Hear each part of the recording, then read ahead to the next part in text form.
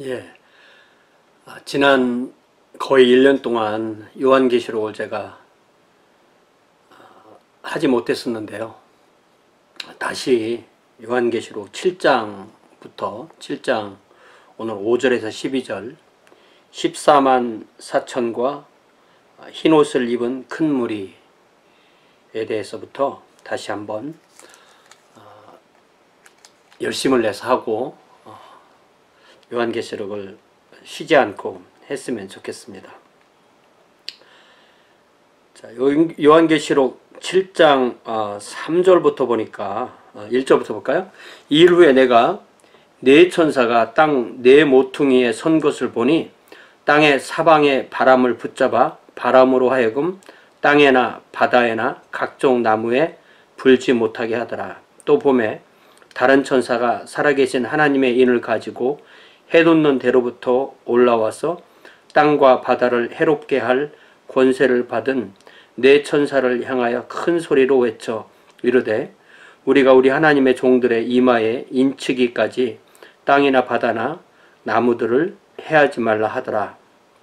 내가 인침을 받은 자의 수를 들으니 이스라엘 자손의 각 지파 중에서 인침을 받은 자들이 14만 4천이니. 자, 이 장소는 이제 땅 위, 이 세상이고요. 인침을 받는 대상은 이스라엘 자손의 12지파에서 각 지파에서 12,000명씩 해서 14만 4천이다 이렇게 되어 있죠.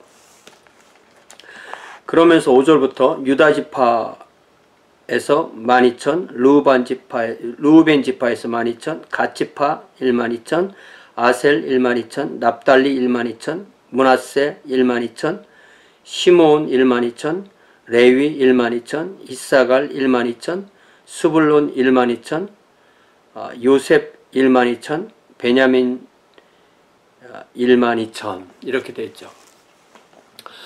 자, 이 요한계시록에서 이 유대 1만 2천씩 하는 이 12지파를 우리는 어떻게 이해되는가?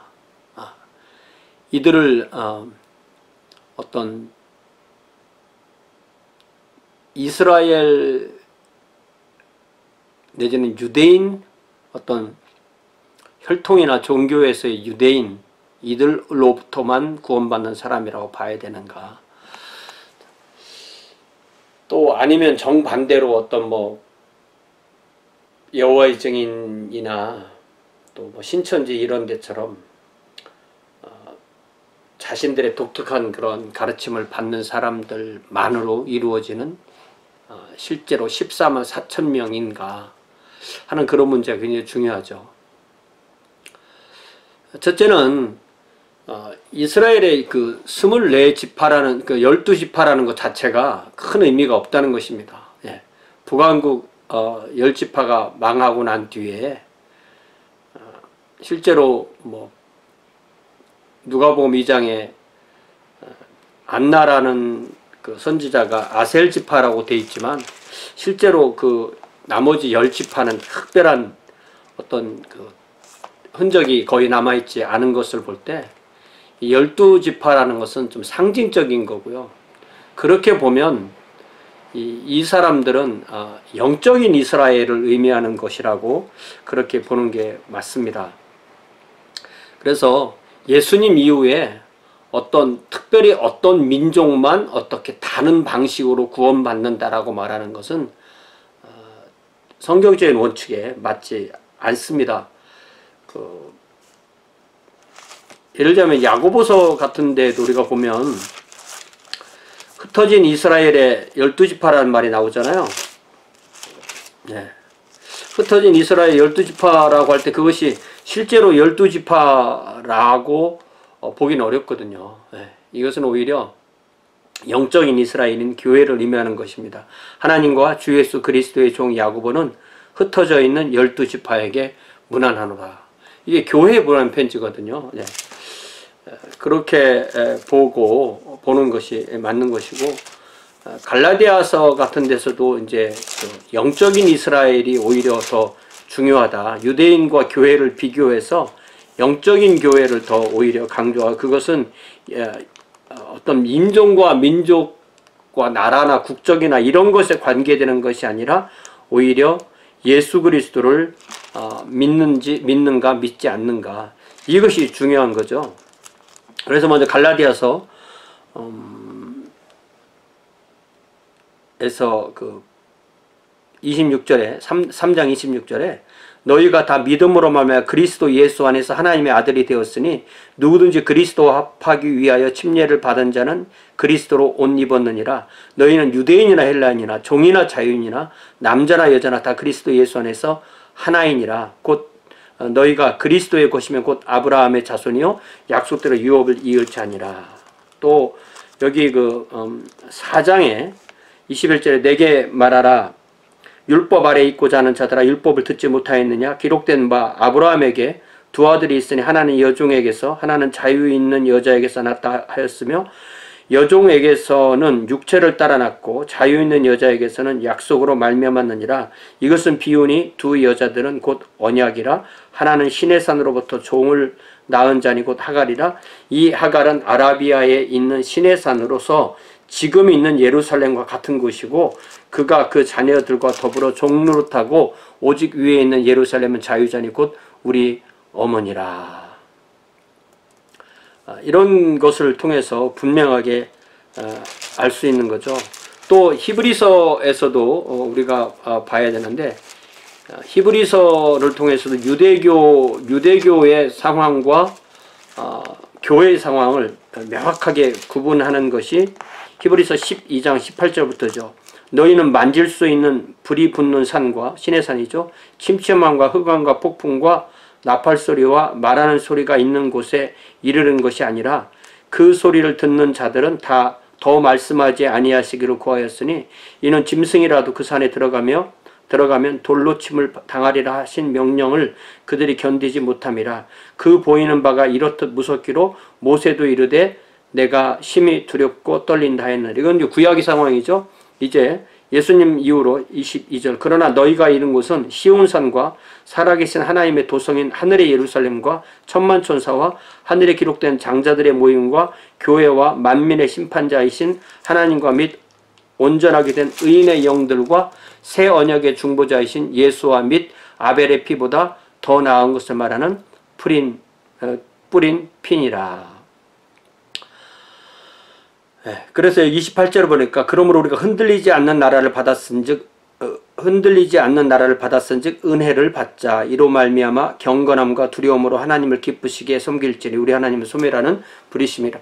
이런 것을 보면 유대인과 이방인을 나눠서 구원을 제시하려고 하는 그런 세대주의적 교회론이 잘못된다는 것을 알 수가 있습니다. 다시 요한계시록 7장 9절부터 보면 이 일 후에 내가 보니 각 나라와 족속과 백성과 방언에서 아무도 능히 셀 수 없는 큰 무리가 나와 흰 옷을 입고 손에 종려가지를 들고 보좌와 어린 양 앞에 서서 큰 소리로 외쳐 이르되 구원하심이 보좌에 앉으신 우리 하나님과 어린 양에게 있도다 하니 모든 천사가 보좌와 장로들과 내 생물의 주위에 서 있다가 보좌 앞에 엎드려 얼굴을 대고 하나님께 경배하여 이르되 아멘. 찬송과 영광과 지혜와 감사와 존귀와 권능과 힘이 우리 하나님께 세세토록 있을지어다. 아멘 하더라. 이 14만 4천은 지상에 있는 것으로 표현되어 있고요.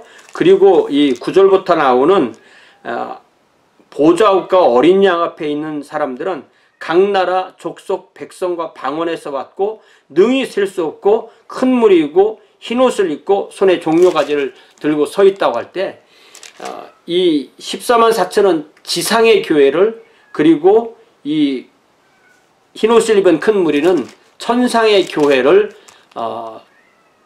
가리키는 거를 보여주는 거라고. 그러니까 이것이 분리된 두 무리라기보다는 오히려 땅에 있을 때는 이렇게 하나님께 택함을 받은 이스라엘처럼 거룩한 이스라엘처럼 되어 있고 그들이 하나님 앞에 그들의 모습을 볼 때는 그들은 사실은 각 나라 족속과 백성과 방언에서 온 사람들이 14만 4천을 이루는 것이다 라고 이해를 하는 것이 맞다, 그렇게 보는 것이 옳다라는 것이 저의 이해입니다. 자, 그들이 구원하심이 보좌에 앉으신 우리 하나님과 어린 양에게 있다. 이렇게 찬양을 했고, 또 그에 맞추어서 모든 천사가 보좌와 장로들과 네 생물의 주위에 서 있다가, 그러니까 보좌가 있고 어린 양이 있고 24 장로가 있고 그 네 생물 즉 그룹 체루빔 천사가 있고 그들과 함께 서 있었던 모든 천사가 부르는 찬양이 12절에 아멘, 찬송, 영광, 지혜, 감사, 존귀, 권능, 힘이 우리 하나님께 영원히 있을 세세토록 있을지어다. 아멘. 이렇게 찬양했다는 거죠. 이것이 왜 중요하냐면 이 14만 4천의 구원과 이 흰옷 입은 큰 무리를 자꾸 나누다 보면은 이것이 마치 유대인들에게는 어떤 특별한 구원의 방식이 있는 것처럼 이렇게 설명하기 때문에 저는 그런 설명을 지지하지 않습니다. 오히려 이 14만 4천은 영적인 이스라엘로서 지상의 교회를 의미하고, 그리고 이 각 나라 족속과 백성과 방언에서 나온 사람들이 능히 셀 수 없는 무리이고 큰 무리이고 흰옷을 입고 종려가지를 들고 보좌와 어린 양 앞에 서 있다라고 하는 것이 이게 왜 중요하냐면 이 14만 4천은 마치 어떤 제한된 수처럼 보이잖아요. 그러나 실제로 그들이 능히 셀 수 없는 무리다 할 때 하나님의 수는 정해져 있다고 말할 수 있지만 그것이 어떤 문자적으로 딱 14만 4천이다 이것은 아니라는 거죠. 여기 그 14만 4천도 12지파에서 1만 2천 명이니까 이것이 24장로에도 12이 24는 2배잖아요. 그래서 이런 모든 숫자들은 상징적인 것으로 이해하는 것이 맞습니다. 그런 면에서 20장에서 나오는 이 천년왕국도 역시 상징적인 수로 이해하는 것이 맞습니다. 그리고 요한계시록은 계속해서 볼 때 이렇게 동심원을 그리면서 이렇게 확장해 나가는, 아니면 동심원을 그리면서 심화돼 가는 그런 것으로 이해를 해야 될 때에 우리가 어떤 이것을 어떤 선적인 것을 이해하지 않고 나왔던 계시가 다시 나오고 다시 나오고 다시 나오고 한다는 것을 보는 것이 맞습니다.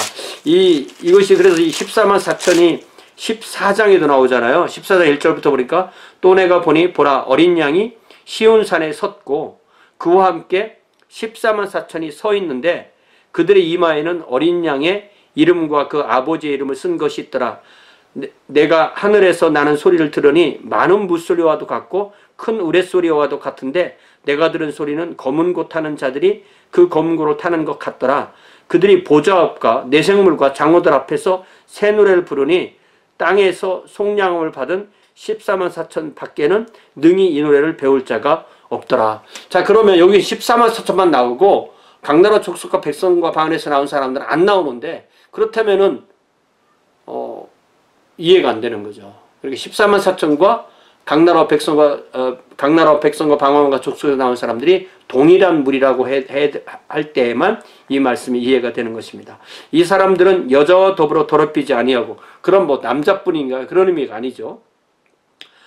순결한 자라 어린 양이 어디로 인도하든지 따라가는 자며 사람 가운데서 속량을 받아 처음 익은 열매로 하나님과 어린 양에게 속한 자들이니 그 입에 거짓말이 없고 흠이 없는 자들이더라. 이것이 결국은 예수 그리스도 안에 있는 교회의 모습을 보여주는 것이고, 이것이 천상에 있느냐 지상에 있느냐는 것은 그렇게 중요한 것이 아닌 것이 지상에 있는 성도들에게 주시는 말씀이고, 천상의 모습을 보여줄 때 그것이 지상에 있는 성도들에게 교회는 이뤄야 된다는 모습으로 보여주는 거죠. 우리가 오히려 이 요한계시를 통해서 강조해야 될 것은 우리의 구원자이신 어린 양 예수 그리스도, 또 보좌에 앉아 계신 우리 하나님, 그 부분을 강조해야 되는 거죠. 어린 양의 여기 그 요한계시록 7장 14절에서도 이는 큰 환난에서 나오는 자들인데 어린 양의 피로 그 옷을 씻어 희게 하였다. 예. 그래서 우리는 예수 그리스도의 보혈로 구원받는다. 그리고 우리는 어떤 인종적이나 그런 인종의 유대인과 이방인의 그런 차별에 의해서 구원받는 것이 아니고 하나님의 은혜로 구원받는 것이다. 라는 이런 부분을 강조해야지 어떤 특수한 사람들만 여기에 속한 것이다라고 하면은 그것은 거의 이단적인 가르침이 될 수밖에 없다는 것을 다시 한번 강조해야 될 것 같습니다. 오늘 여기까지 하겠습니다. 고맙습니다.